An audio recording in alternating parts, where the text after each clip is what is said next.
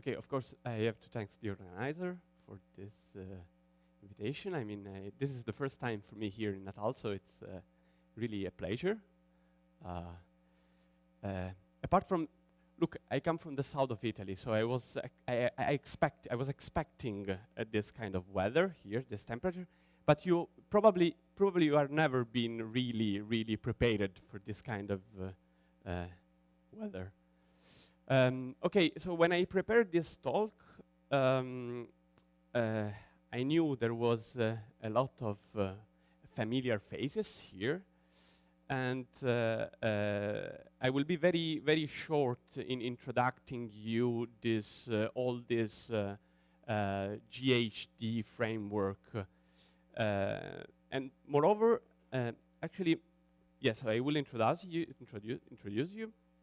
And I have to apologize for the fact that from when the GHD was born, in a way, then there was a huge number of works coming, and probably I cannot spend the entire talk to discuss about all these works.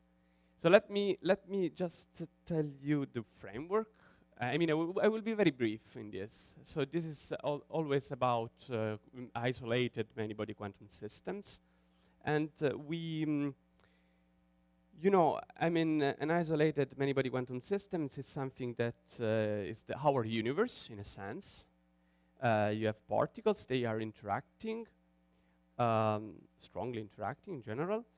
And the only thing that you have to do, in principle, is to solve the Schrödinger equation, that equation, which is quite old. So if we are able to solve that equation for any h you put there, if any h,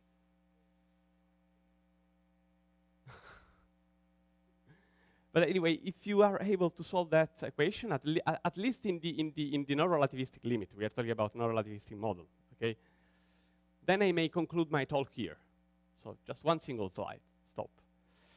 But the point is that this equation is not easy to solve in general, and there was a lot of new result in the recent years, mainly due as well. I mean, the boost was also due to advances in experimental techniques. So you have to apologize me because you probably saw these pictures many times. Too many times, probably. Yes, but you know, we have, like in that case, trapped atoms that evolve in a unitary fashion with, you see, and essentially you can explore the unitary dynamics. And then you can address many fundamental questions about equilibration, how correlation spreads. So there are many interesting questions you can address. One of the questions we're interested in specifically is how breaking translation invariance, for example, in the initial state, what happens. And, well, I'm interested in 1D models. Now, 1D models, because from the experimental point of view, you may realize nowadays, and as well because you have a strong quantum effect in general. You may have models, the one we are interested in, for example, related to the GHD, which have many conservation laws, and this may really induce and constrain the dynamics. Then, of course, I have to admit, we are interested in the 1D model because also we have power analytical and numerical techniques to address that kind of questions. Like MPS representation of 1D many-body states and integrability. So we may exploit these techniques. So the question is the out of equilibrium. And as far as you consider a 1D system, and you may let it evolve with an unitary evolution operator, which is in unitary fashion, so it's a closed quantum system. And you think about an homogeneous situation. Nowadays we know, it's even though these systems never relax really in a global sense, but locally it could be described in terms of a stationary ensemble. This stationary ensemble depends on the class of model you are working with. So for integrable model, we know we have huge numbers, a lot of conserved quantities, so we have this kind of generalized thermalization hypothesis, which worked pretty well. But now the point is that to break translation invariance in the initial states. And this is was a long-standing problem. It's very interesting because it's hard to address in general, and especially if you want to describe exactly at the microscopic level how each particle in your systems behaves, how you want to take into account really the microscopic interaction, everything becomes immediately very difficult. But the protocol is quite simple. You can think about whatever protocol you want to break in translation invariance. This is a very simple protocol. You start from just two homogeneous half systems, and then you join, and then you let it to evolve, and then, well, something happens. This is, we know. They interact, well, particle scatter or not. Well, but at the end of the day, you may expect that as far as you are in the causal region, so inside the light cone, yes, probably I forgot to tell you that in general, when we think about interacting Hamiltonian, or these are short-range interacting Hamiltonian. So we have this causal region there, and that problem has been solved for integrable for non-interacting systems in the conformal regime for conformal field theory, but in general was a quite difficult problem, but recently has been addressed as well, at least in the interacting case for integrable models. And for TBA, for beta ansatz solvable models, so I have to apologize that you all know this kind of stuff, but this kind of models are just, you can think about this model as they were, in a way, you may describe this beta ansatz solvable model with just a single particle energy level. The point is that, like a free theory, you see, but the point is that the single particle energy level depends on how you put these particles. So depends on the state itself. And this dependence, at the end, brought to this very nice continuity equation. Of course, here we are in the Euler scale. There was a lot of new recent advances in this direction, in which people considered correction, and you know the talk of Ben and there was, but for my purpose, I will just stick on this description, so at the Euler scale. So this is what I need. Let me, as I told you, this has been taken everywhere. Now, people everywhere are working on this, more or less.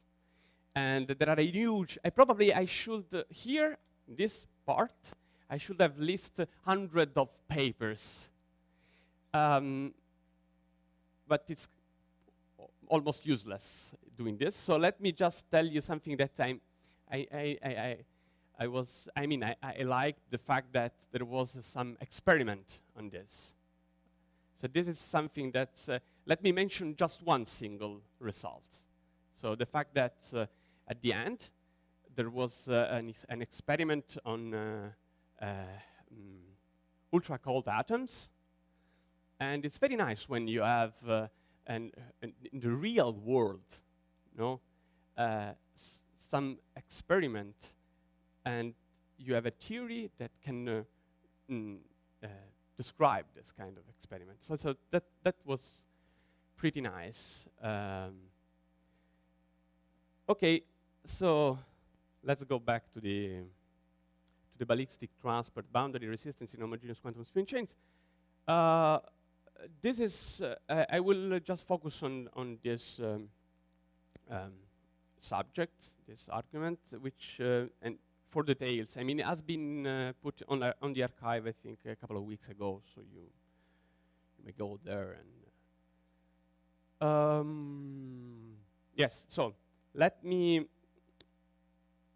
tell you what is the idea. So until now, I told you about GHD, in which your initial state is maybe inhomogeneous. The Hamiltonian, as an integrable Hamiltonian, in general, is homogeneous. Now, what about inhomogeneous Hamiltonians that govern the evolution? Maybe this question has been addressed already, for example, in the Alvise talk. But in general, when you introduce inhomogeneities into integrable interacting Hamiltonians, it's quite, in general, this leads to integrability breaking. And then you may wonder if this is, depending on the way you introduce integrability breaking, this may lead to thermalization, so the real thermalization, I mean, not just a simple equilibration, but thermalization through a thermal ensemble, or may lead to other maybe interesting effects. As far as I understood from the talk of Alvise, if you have some smooth way of breaking integrability, you may still try to cook up a GHD theory. But then there are cases in which you have an integrability breaking terms which are maybe strong enough to make your system to thermalize, or maybe strong enough to spoil the GHD description, but not to make your entire system to thermalize. Here I mentioned just some result in which integrability breaking, and this is something similar to what I will consider, are just localized. And you have localized integrability breaking term, and in this case, however, you don't see a global thermalization. So this local integrability breaking term is not sufficient to make your entire system thermalize. So this is, okay, now just let's go into the details. So this is the setup. It's quite simple. And it's a usual Hamiltonian, all of you know. So it's the XXZ Hamiltonian. So the red dots and blue dots means that you have your initial state that may be it's a product state at the beginning, and your Hamiltonian is such that your anisotropy is not homogeneous anymore. And we considered the simplest situation, the case in which on the left, let's say, you have a non-interacting model. So it's just delta is 0, so it's the x-axis. And on the right, you have the xz in the gapless phase, because we want to have in the bulk, so very, very far on the right and very far on the left, we still want to have a ballistic transport. We want to have a model which support this kind of transport. Now you may wonder, and I will tell you something about this, that this is in a way reminiscent to what is called, it's reminiscent of this Kapitsa setup I will talk you about, in which you may have this boundary resistance, but I will tell you in a moment. We focus on two kind of protocol, which are still quite simple. And because we want to maximize the numerical efficiency, and to have also the maximal imbalance possible in two different charges, which are the energy or the magnetization in this case. So the idea is to take or the product state of the tensor product of two pure states, which are the ground state of the XZ Hamiltonian on the right, and the highly excited state of the XX on the left. In the other case, it's just a domain wall. In the case of magnetization, it's the simple domain wall. Then you evolve, and then depending on these two cases, you may wonder what's going on in terms of energy or magnetization transport. Okay, so what about this Kapitsa boundary resistance? Let me just briefly tell you. This is something that is quite old and has been measured in the early 1940s. So in the 1941, Kapitsa realized that by doing experiment with helium-4 and copper, you have these two material just put together. You cool down or you heat. It's not really important. You have an energy flux between the two. But the point is that the temperature doesn't change continuously. So at an interface, there is a drop on the temperature. There is a drop, and you have still a finite flux of energy. So in a way, you have a sort of resistance in conducting. And a couple of years after years, there was experiment also in interfaces between solids.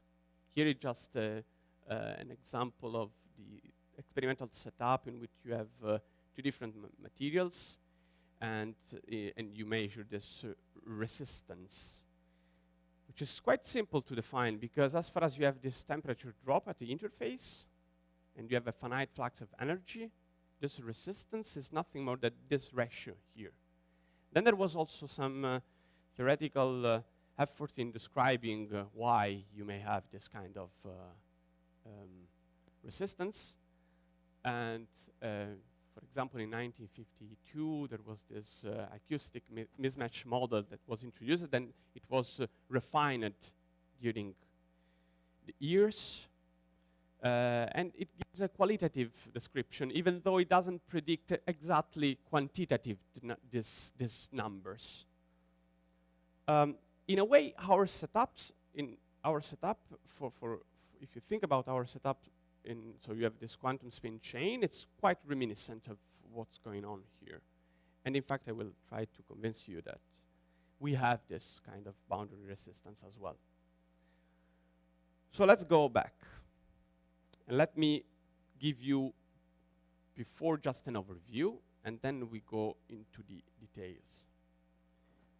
So this is a numerical result. These are numerical results based on matrix product state representation of your many-body states, and you have all with TD, MRG, or whatever you're. And here the setup is the energy current setup, in which you have this imbalance of energy at the beginning. And you have an energy imbalance, and you have an energy current, and we have a local interacting Hamiltonian, and this is what you get. Now we will discuss a bit. And that is what we expect. And I will discuss about this as well. But let's first notice that, as we may expect, we have sharp light cone. This sharp light cone is to this Lib-Robinson bound, so that's fine. We have a causal region. Everything is happening inside. But then we have something strange that is happening with respect to the homogeneous situation. Because in the homogeneous situation, usually relaxation occurs very fast and start from the junction, essentially. Here instead, we may distinguish between 2L and 2R, which are the intermediate ballistic region in which we saw that relaxation to a GHD description occurs quite fast. But then there is a region around the junction in which something different is going on. And of course, DMRG simulation cannot make you able to assess infinite long time. And as far as we are at the time we are able to, so for the time we are able to explore, it seems that the region, the slow relaxation region, is opening in like you have another light cone inside. But I will try to convince you that this cannot be the case for very large time. In that region, current is decreasing. It's not approaching the GHD, it's decreasing. And as I will tell you, I mean, thermalization cannot occur at the level of the entire systems, but we may have a description which still involve the GHD in a way. And the fact that we have a sort of chaotic behavior in that strip in the middle. Let me show you some profile of energy or magnetization. So once again, this is these are the two setups. So as I told you at the beginning, so we have two different setups. On the left, there is this energy imbalance setup. And on the right, this is magnetization imbalance setup. The top row is just the energy and magnetization for different times, for just one specific case, the gamma equal pi over 4. The bottom row is the largest time for different value of the anisotropy in the right, for the right part of the Hamiltonian. So it's the largest times we have. So the first things, I mean, there are many things we may discuss about this plot now. Now let me tell you. So one thing that you may wonder, at the largest times we have, for different value of the Hamiltonian on the right part, all this stationary, let's say, at least for a large n over t, so we are in that region in which we expect GHD to be effective. The description of this profile, it seems independent on gamma. But you know, this is the stationary profile, so you may expect, yes? Yes, gamma, it's the parametrization of the interaction, which means that delta, the anisotropy, it's a cosinus of gamma, in a way to be in the gapless phase and have an effective thermodynamic beta-ansatz way to describe the root densities. This is a choice we made to make everything easy. So yes, once again, so the stationary seems independent of gamma on the left. And then we have a very simple picture because, as I told you, there is a region in which, in some way, relaxation is still, so I mean, the system is still trying to relax. And as far as think about the stationary description, in the GHD sense, we know that that profile in the stationary will depend on the carriers from the right somehow. But if you think about the fact that we are in a very, this part is actually described by the very fast particles. And so what we may think about, say if you think about, you may think that particles from the right, they are crossing that region, which something is going on, but they are not really affected by that region, and they are, once they they come out from that region, they're still faster quasi-particles that build up that part of your profile. And this, of course, depends on the frequency in which scattering can occur in that region, because you have different carriers. And then, of course, you see there are a sort of, in the profile of the energy, you see there are a sort of discontinuity, let's say. For the moment, we should be care, because here I'm plotting everything as n over t, and this may be tricky, but you see, as far as you consider gamma equal pi over 2, which means you are just connecting two non-interacting models, xx with xx, is the usual homogeneous setup. So nothing happens. So in the sense, nothing than what we expect. So we have the usual black line there, which is continuous. But as far as you turn on this discontinuity in the interactions, so you change the system on the right, something is going on, and you have this opening of this step here. But let me show you something about the two regions, as I told you, close to the fastest, the faster quasi-particle, so the intermediate ballistic region, so the 2L and 2R. So first, here we have currents now. It's the same setup, but now I'm showing you the energy current on the top panel and the magnetization setup, magnetization current on the, and this unbalanced magnetization setup on the bottom panel. And you see, once again, something is going on in the region which is around the junction, as far as you have a discontinuity in delta. But if you want to describe the bulk of your system very far on the left and on the right, it turns out that you may use the homogeneous descriptions. So the dashed line I show you here are just the homogeneous GHD.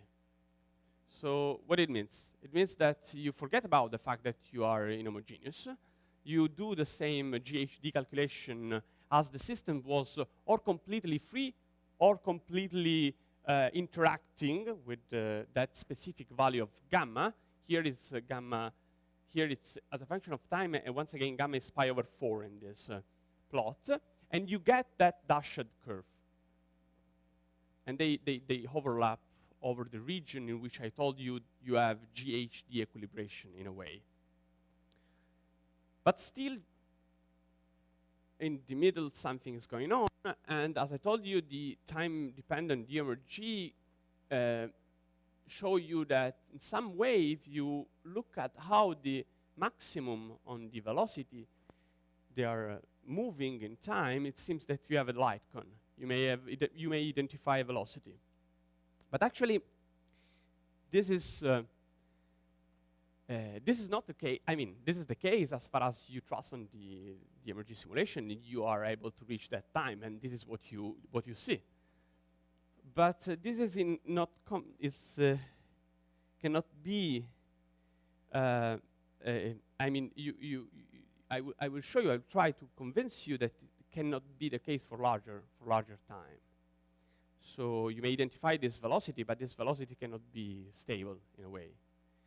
And this is actually because that local impurity, that discontinuity in the interaction, so that non-integrability term that we have at the junction cannot thermalize the entire system. So if we trust in GHD, that means that at larger time, whatever observable you take, and you are in an array, like V times T, Z times T, you may have the expectation value of that observable in the large time limit is just described by a stationary local states. The only things we need are the boundary condition. We know the boundary at the plus or minus infinite, which are but we don't know what is going on in 0.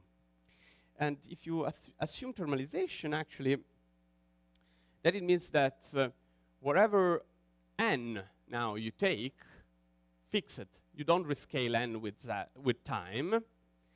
And n may be even very, very large. At in the stationary state, you may expect a thermal states. But actually, then you make use of some the set of conservation law you have in the bulk of your systems to infer that the 2GHD description has to be continuously connected to this thermal state. But that cannot be, essentially, because, and this is very simple, at least because you may wonder, okay, if you are in the right part, who knows? I mean, you have a dressing of the velocity that may change everything in a way that your description, your step-like description, it reconstructs some thermal ensemble. But in the left part, you know, we are a free and non-interacting model. So whatever you think about is going on, if you assume GH description in the left part, then you have just a description which is just given by that thermal plus left carriers, and then the velocity is not dressed anymore because it's just a non-interacting model. And then if you take the limit in Z0, this is not a thermal state. So, and yes?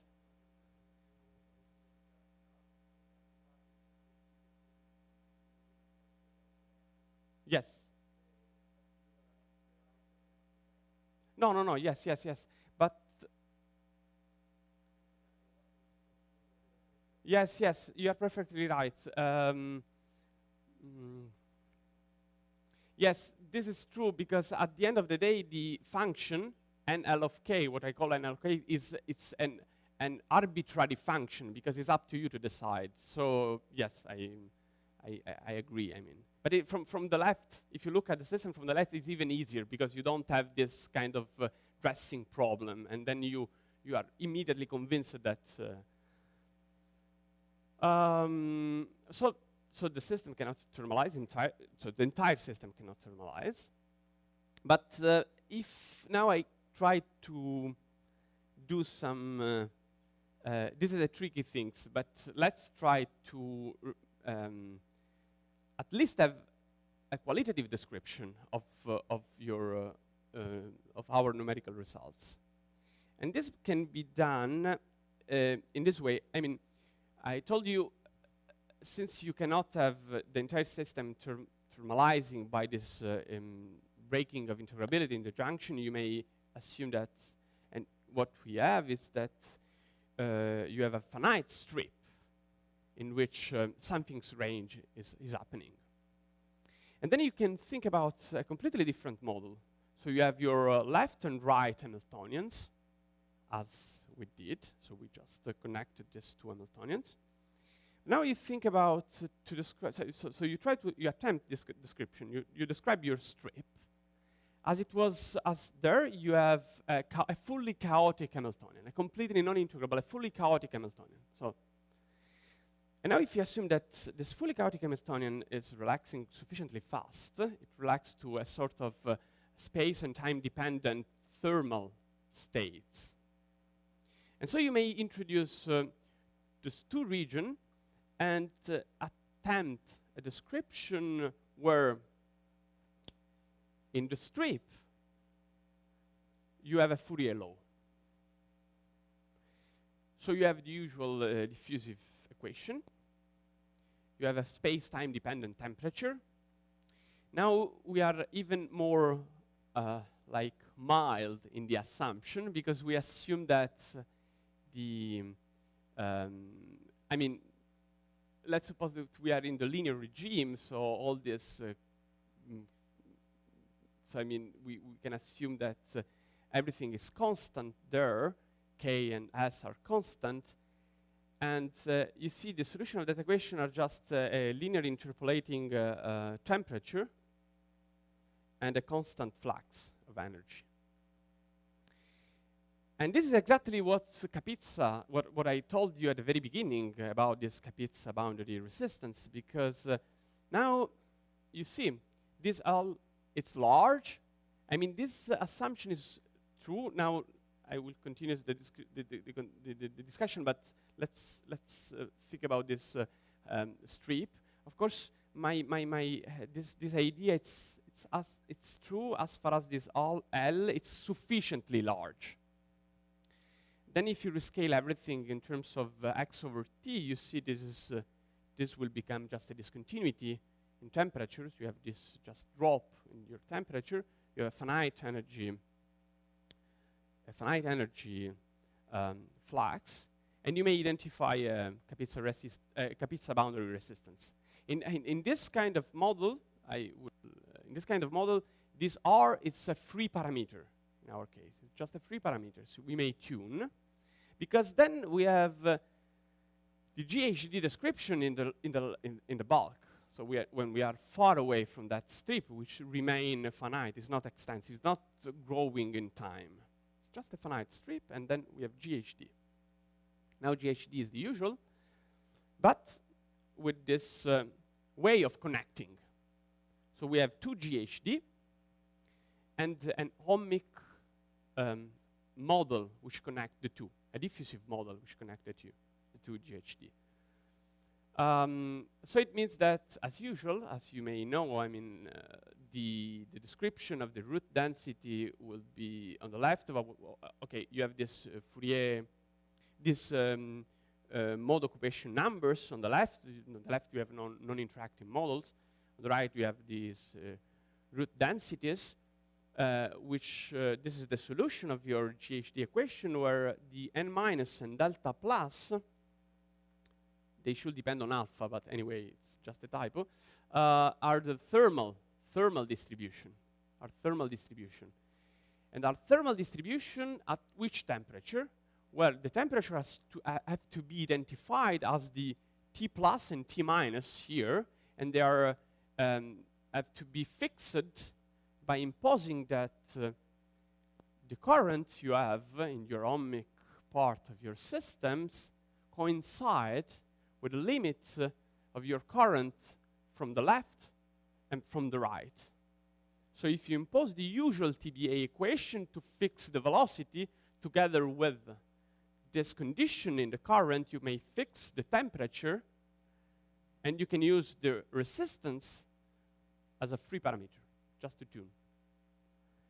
And of course, then you may say, okay, let's have a look what was going on. Well, this is what's going on, because I told you there are many mild assumptions in this very simple representation, very simple toy model, because the assumption are that L should be sufficiently large, that we are in the linear regime, so temperature, the dropping of your temperature should be small, so all condition which we systematically violate. We are violating all these conditions. But still, if you take the numerics of the temperature for gamma equal pi 4, and you put on top of that this GHD plus this Fourier connection, this diffusive connection in the middle, you may have a good description for the energy profile, while the current are much less good. And actually, you have also to think about the fact that we are, so numerical simulation can reach only, I mean, in unit of J, in unit of the energy, it's T equal 40, so we are probably very far from the equilibrium, so but it's just a qualitative description, there's nothing more. Yes, so, but we may also, since we are assuming this kind of diffusive behavior in a strip, which is not scaling with time, we may identify an inverse temperature around the junction. Yes?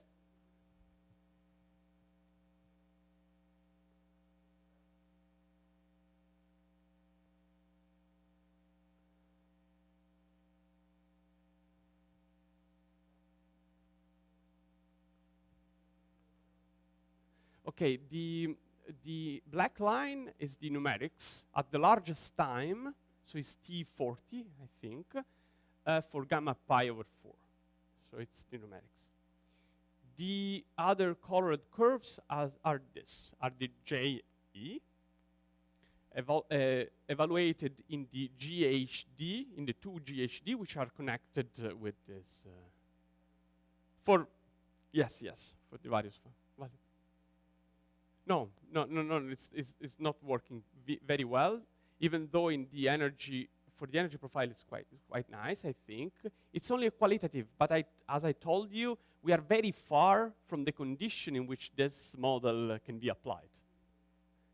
Yes, so it's in a way, because we are very far from the.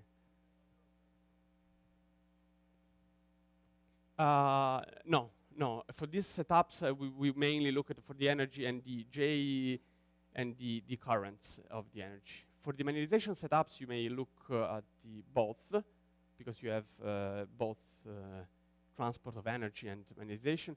But actually, we didn't do that, because in that case, you have an Onsager matrix there, and you have to solve. I mean, it's doable. It's doable, but we didn't.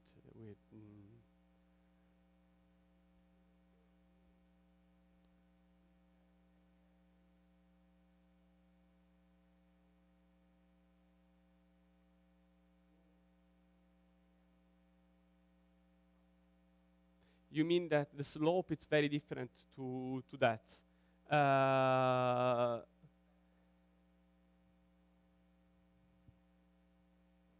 I may agree. Yes. I may agree, but the point is that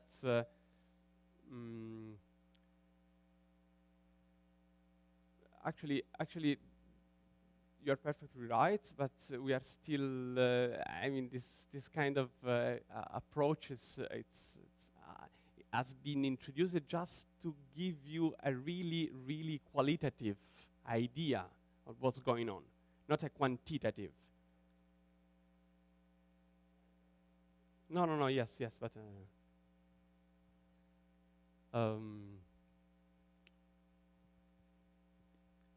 Yes. Okay. So around the junction, you may wonder what's going on, and I mean, you may introduce an inverse temperature, for example, because it's at the level of the inverse temperature that it makes sense to talk about Kapitsa resistance eventually, not at the level of the energy, because it's and especially it's at the level of this discontinuity in n, not in n over t, because it's crucial. Just and actually, this is what's going on. If you look at the temperature here, the temperature has been evaluated by just comparing the local energy in the numerical simulation by the local energy you have with a thermal ensemble, and then by equating the two, you just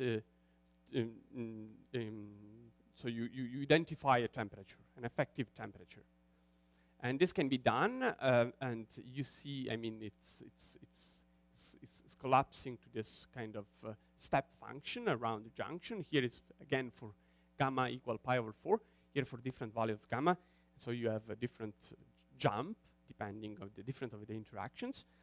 And once you have the temperature, you may even try to see what's going on at the level of the description in terms of a thermal ensemble, just a local thermal ensemble at that temperature.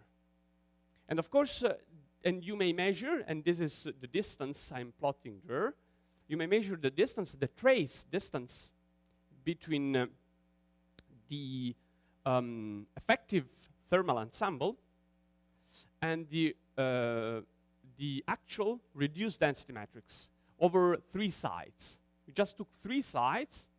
We reconstruct your time-dependent, space-dependent reduced density matrix. You construct your effective thermal description, and of course, thermal description is, we know, where GHD is working, you don't expect, and in fact, the distance is order 1. even though in time you see it's the distance it's already stationary. So in fact, it's finite. It's order 1 because you have a GE description that part. But in the middle, you have still something that is going on. That distance is going down in a way. And you may see, because if you are just at a finite distance from your junction, you see that the distance is going down. The thermal, the distance with respect to the thermal ensemble at the thermal effective temperature. And this is something that can be, as I told you, I mean, all this story can be done as well for the chemical potential imbalance, ionization imbalance setup. It's just slightly more difficult, but it can be done.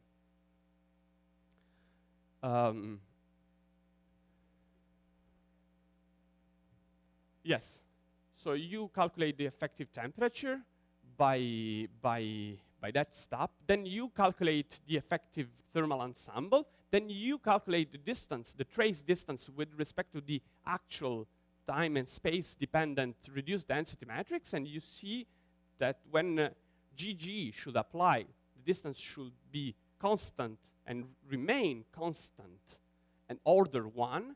And that near the junction, you see something that is decreasing in time. Well, so the fact that around the junction is something's going on, I mean, can be finally seen by just looking at very simple quantities. Here I briefly show you the NES, so at the junction, yes? And so you have, on the left, just the current, just the magnetization and energy current. And you see, magnetization and energy current for the two different setups are getting stationary as far as you are considering the homogeneous situation. But then when you turn on this integrability braking, because you are considering this different anisotropy, then it's getting decreasing in time. Maybe as a power law, but still the point is that it's hard to push your numerical simulation, especially for this a non-integrable case. And this can be seen by the entanglement entropy. It's really clear that something which is not perturbative is happening, especially for the magnetization setup. Because as far as you have an homogeneous situation, your entanglement entropy is growing linearly. No, I'm sorry, logarithmically. So it's a linear log plot. So it's linear in that plot. And so you have that black lines. It's perfect line. It's a perfect line. Nice. But then you turn on a bit. So you consider like gamma equal pi over 2.25. So you just change a bit. And immediately that entanglement entropy change behavior. It's completely changed behavior. It's no more logarithmically. And this, of course, should be, I think, explored in a way better.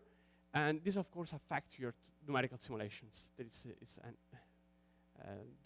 the reason why you cannot really push too far.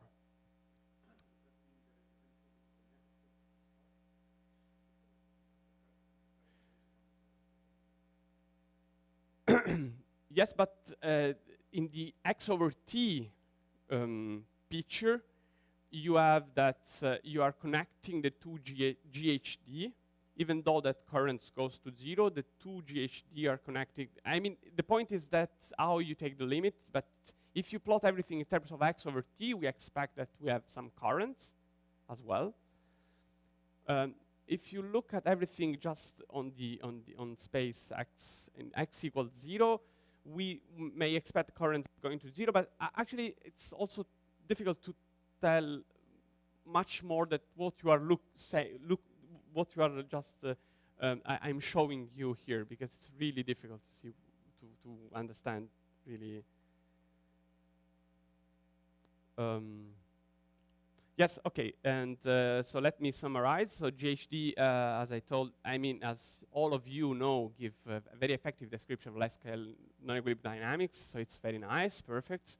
The problem is that there will be situation in which you may to find a way to have GHD description together with maybe thermalization. In this case, for example, global thermalization cannot occur. But I try to convince you that you may use a very simple model, even though this model cannot reproduce in a quantitative way what we have. It can give you some insight on what we have. And the nice thing is that we may identify this Kapitsa boundary resistance. In a way, we have this nice plot, let's say. Okay, and so let me thank the collaborators, which you know maybe. So Alberto, Andrea, Davide, and Leonardo. And thank you very much.